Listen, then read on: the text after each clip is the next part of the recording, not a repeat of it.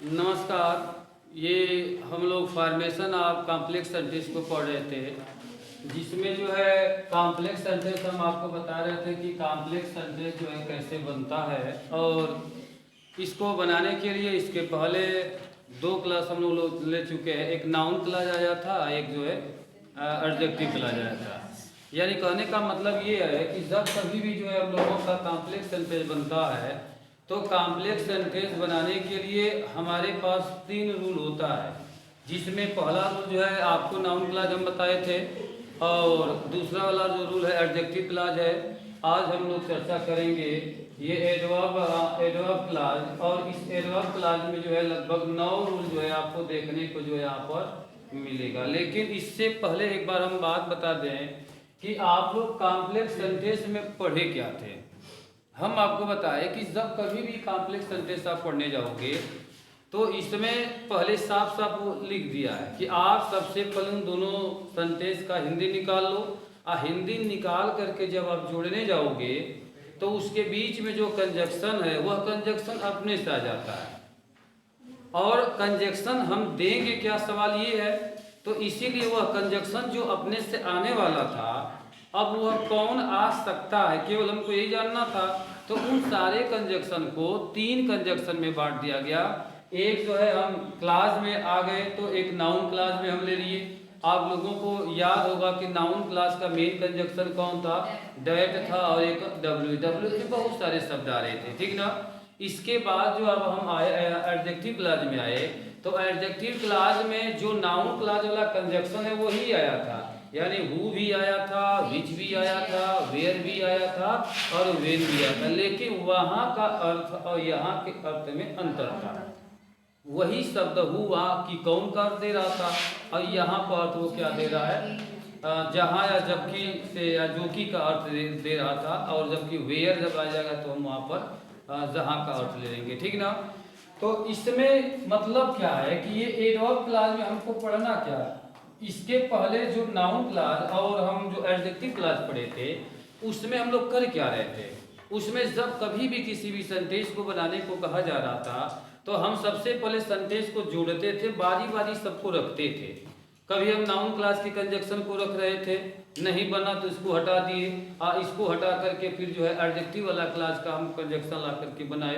यदि बन गया तो बन गया, नहीं तो आगे बढ़े। ठीक, हमको उन्हीं कंजक्शन को पढ़ना। अब उन्हीं कंजक्शन को यहाँ भी क्या कर रहा है, 9 तरह से जो उसको बांट दे रहा है।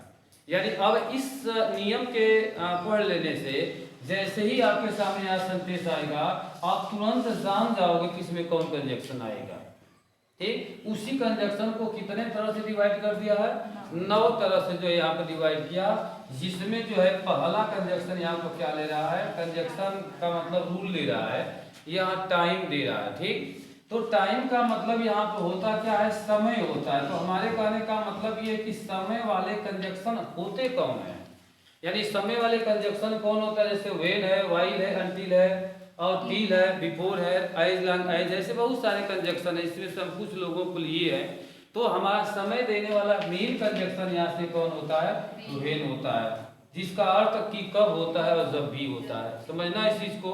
तो हमारे कहने का मतलब ये है कि मान लो हमारे सामने 2 सेंटेंस यहाँ पर दिया गया है, और दोनों सेंटेंस में कहीं समय को दर्शा रहा है, कहीं टाइम आया हुआ है, तो आप टाइम वाले कंजक्शन को ले लेंगे। और टाइम वाला कंजक्शन कौन आएगा, इन्हीं में से हमको खोजना रहेगा, है ना। टिल यहाँ लिखा है कि व्हाइल है, व्हेन है, टिल है, अनटिल है, जब तक तब तक, जबकि, और व्हेन आया हुआ है तो कि कब हो जाएगा, और जब भी होता है। तो ऐसे सारे सेंटेंस को जो है जोड़ने के लिए हम इन कंजक्शन का प्रयोग करके हम लोग बनाते हैं, ठीक ना। जैसे एक क्वेश्चन जो है हम आप लोगों को ले रहे हैं, ध्यान दीजिएगा। जैसे है कि आई वेटेड फॉर राम। अब यहाँ कह रहा कि राम के लिए मैं इंतजार करता रहा, ठीक। और फिर यहाँ से दूसरा सेंटेंस ले रहा है कि आई वेटेड टिल टिल, और यहाँ आ गया हिज अराइवल है, यानी हिज अराइवल यहाँ पर है। अब अराइवल का मतलब उसका पहुँचने तक, ठीक ना। यानी कहने का मतलब यहाँ से क्या है, सेंटेंस में जो है आया हुआ है कि अराइवल तक, अराइवल का मतलब पहुंचने तक होता है, अराइव का मतलब होता है पहुंच जाना होता है, ठीक ना। तो हमारे कहने का मतलब यहाँ है क्या, थोड़ा ध्यान से समझिएगा। यहाँ पर ये हम क्या बताए, समय वाले में क्या बता रहे हैं कि समय का मतलब हम ये बताए कि मान लो हमारे सामने जब दो सेंटेंस या दो से अधिक सेंटेंस जब कभी भी आएगा, तो तुम्हारे सेंटेंस में यदि कहीं भी समय दे रहा है, तो जो समय दिया है उसी से हम सेंटेंस को क्या कर देंगे, ऐड कर देंगे। अब देखिए यहाँ पर आई वेटेड फॉर राम, में राम का इंतजार करता है, ये आपका पहला क्वेश्चन है, ठीक। क्या इसमें कहीं समय दे रखा है, इसमें समय नहीं है, ठीक। लेकिन यहाँ जब हम आए हैं तो लिखा कि I waited till his arrival, मैं इंतजार करता रहा, कब तक का, उसके पहुंचने तक का। तो ये तक शब्द आपको क्या दे रहा है, समय दे रहा है, समझ में आया ना। तो जब तक समय दे रहा है तो हम क्या करेंगे, अब इसी टिल से जो है सेंटेंस को क्या करेंगे, जोड़ लेंगे। यानी हमारे सेंटेंस में जब समय वाला कंजक्शन आएगा तो समय वाले कंजक्शन का इस्तेमाल करके सेंटेंस को जो है हम लोग बना लेते हैं, यही इसका रूल होता है। तो देखिए आइए इसको हम कैसे बनाएं। तो हम क्या करेंगे, सेंटेंस लिखा जाएगा कि आई वेटेड फॉर राम, मैं राम का इंतजार करता रहा, कब तक का।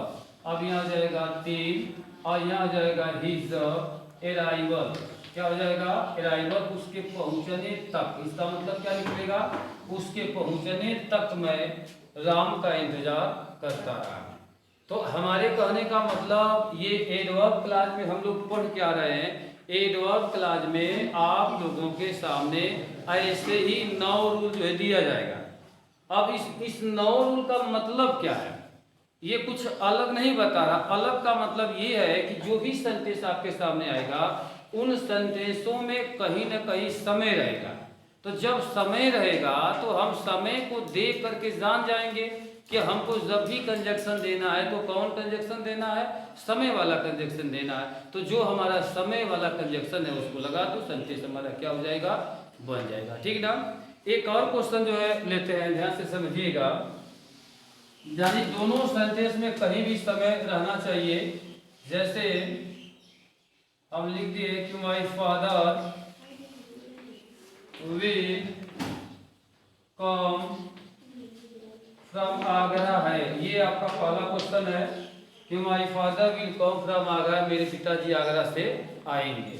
इधर हम दूसरा सेंटेंस लिख दिए कि I do not know the time. अब इस सेंटेंस को देखिए, I do not know the time. अब बताइए इस सेंटेंस में कहीं समय आया कि नहीं आया।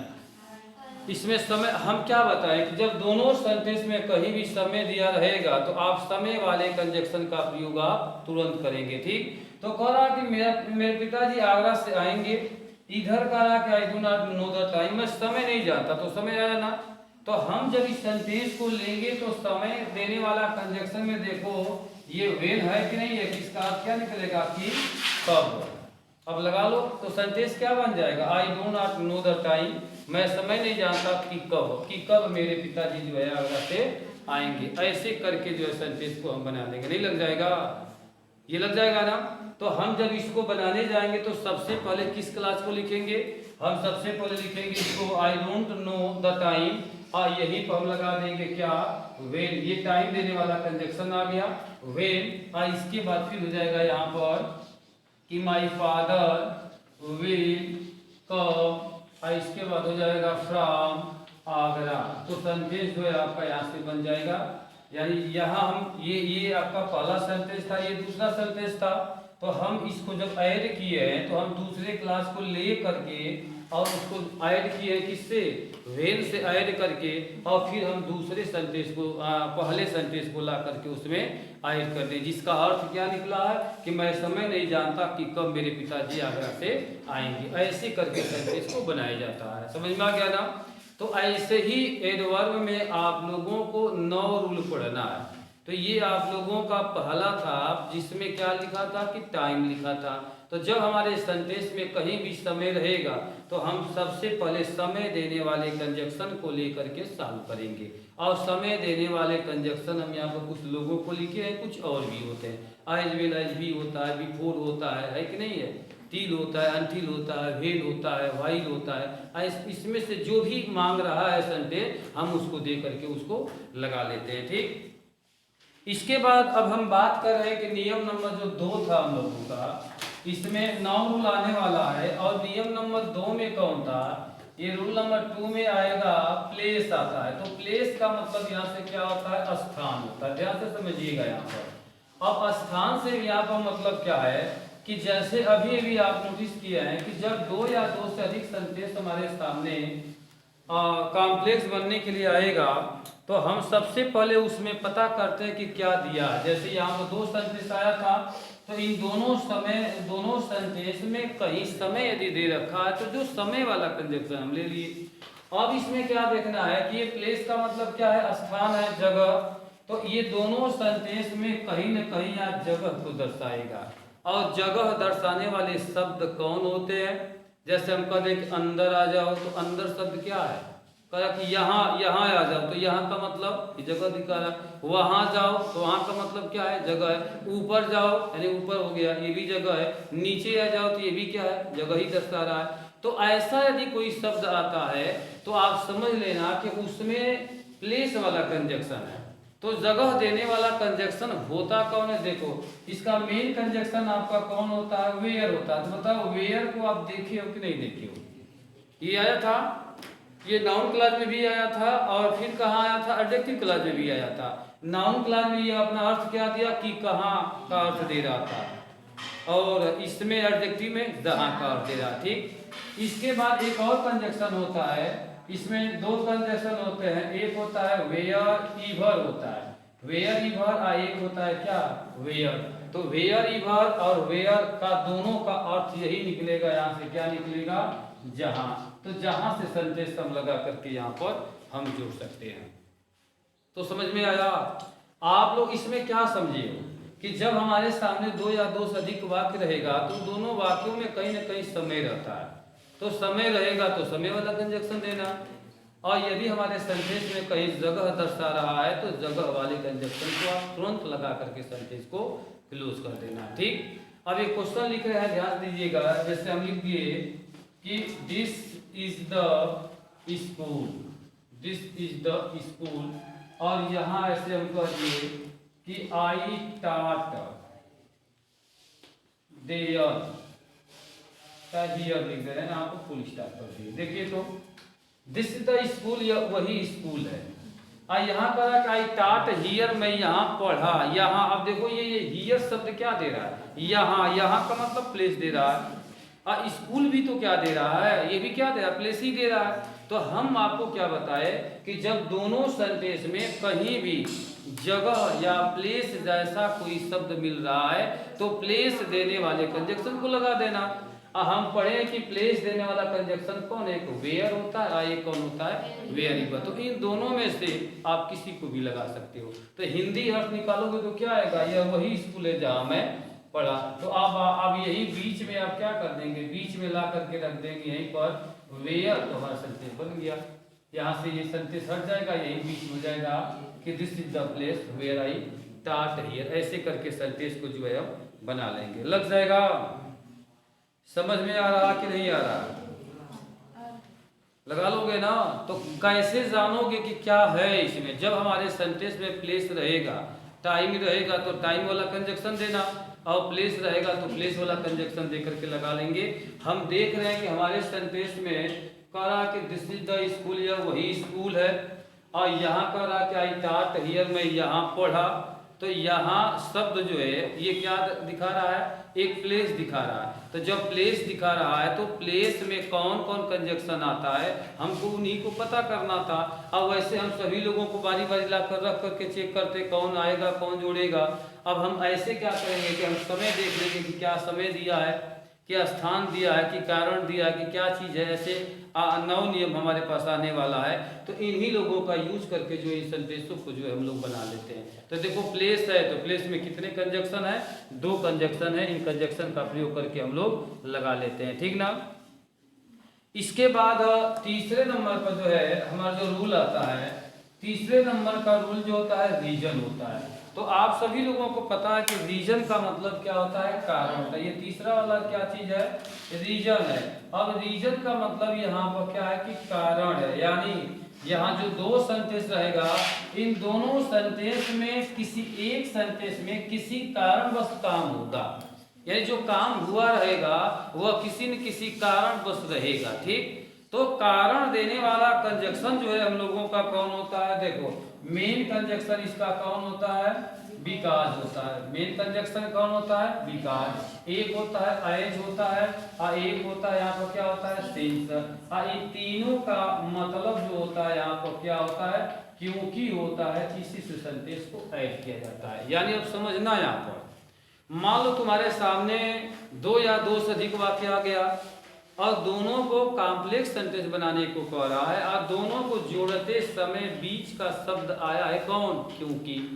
तो आप क्योंकि के लिए कॉम्प्लेक्स में क्या लगाओगे? सवाल ये है, क्योंकि वाला शब्द जो होता है कारण देता है, और कारण देने वाला जो कंजक्शन होता है वह कंजक्शन कितने होते हैं? 3 थे होते हैं। कौन कौन? देखो, एक बिकॉज होता है, एक कौन होता है? एज होता है, एक कौन होता है? सिंस होता है। इन तीनों का अर्थ क्या निकलेगा?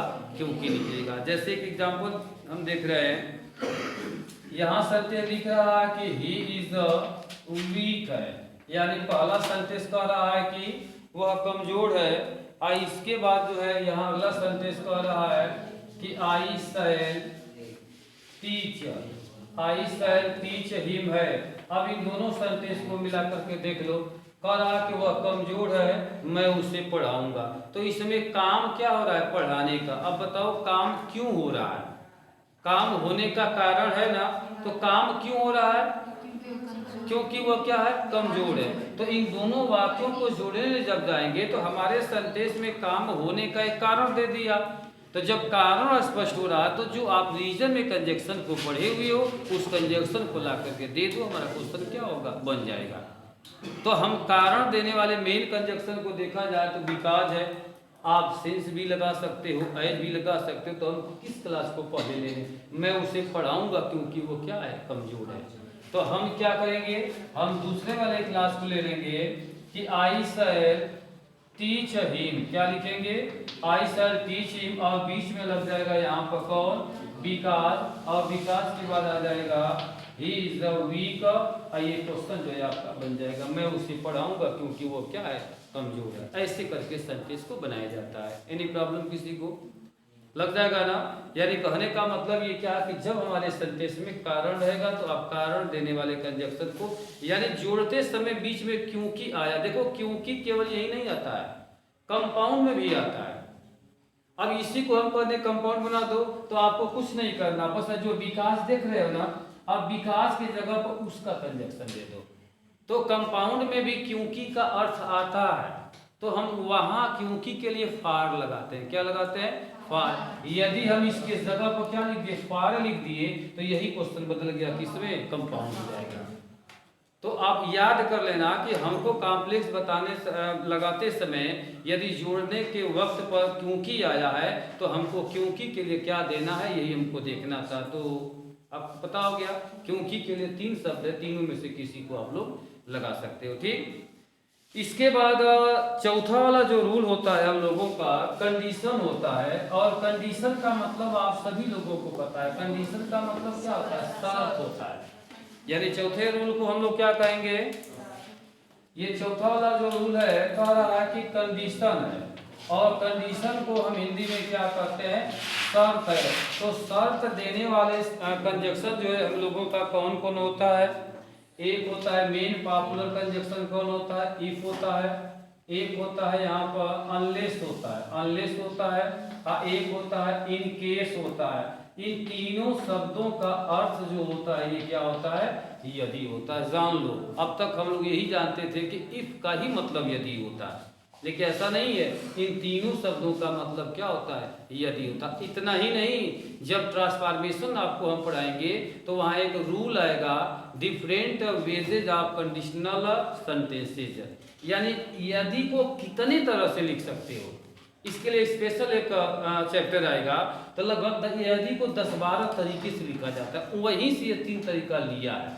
कौन को ले लिया है? इफ ले लिया है, अनलेस को लिया है, और क्या है? इन केस को लिया। इन तीनों का अर्थ क्या है? यदि। तो मान लो हम कैसे जानेंगे? यहाँ 2 सेंटेंस आपके सामने आया है और पहले सेंटेंस में या दूसरे सेंटेंस में काम होने के कंडीशन को यदि बता रहा है तो बस कंडीशन वाले कंजक्शन को जो है आप लगा लेंगे, सेंटेंस जो है हमारा बन जाएगा। जैसे क्वेश्चन यहाँ पर कह रहा है, ध्यान देना कि do not eat, do not work है, टू मच है, कह रहा कि ज्यादा काम मत करो, ठीक ना। इसके बाद जो हमारा सेंटेंस कह रहा है इधर कि you will loss, you will loss your, इधर से कह रहा है कि हेल्थ है, तुम अपने स्वास्थ्य को खो दोगे, यानी तुम्हारा तबीयत क्या हो जाएगा, खराब हो जाएगा। तो अब देखो यहाँ ये क्या कर रहा है कि डोंट लिखा है कि डोंट वर्क टू मच, ज्यादा काम मत करो, ठीक। इधर कह रहा कि you will loss your health, तुम अपना स्वास्थ्य क्या करोगे, खो दोगे, यानी तुम्हारी तबीयत क्या होगा, खराब हो जाएगा। तो इन दोनों वाक्यों को पढ़ने पर ऐसा कंडीशन जैसा लग रहा है कि हम ज्यादा काम करेंगे तो क्या होगा, तबीयत खराब होगा। तो अब इसी को क्या करना है, कंडीशन में बदल करके लगा लो, यानी जब हिंदी में हम जोड़ने जाएंगे तो यही निकलेगा कि यदि तुम ज्यादा काम करोगे तो तुम्हारी तबीयत खराब हो जाएगी। तो हम अब क्या करेंगे, इफ को ले लें, तो जब इफ को लोगे तो ये सेंटेंस जो है चला जाएगा असर्टिव में, और जब असर्टिव में जब जाएगा तो आ जाएगा कि इफ यू वर्क, यहाँ से जाएगा क्या, too much, if you work too much कामा, और कामा दे करके दूसरे सेंटेंस को यहाँ से ले लो, यानी कि यू विल लॉस, ये हो जाएगा आपका योर हेल्थ, इसके बाद क्या हो जाएगा, फुल स्टॉप। ऐसे करके हम सेंटेंस को लगा लेंगे, समझ में आया।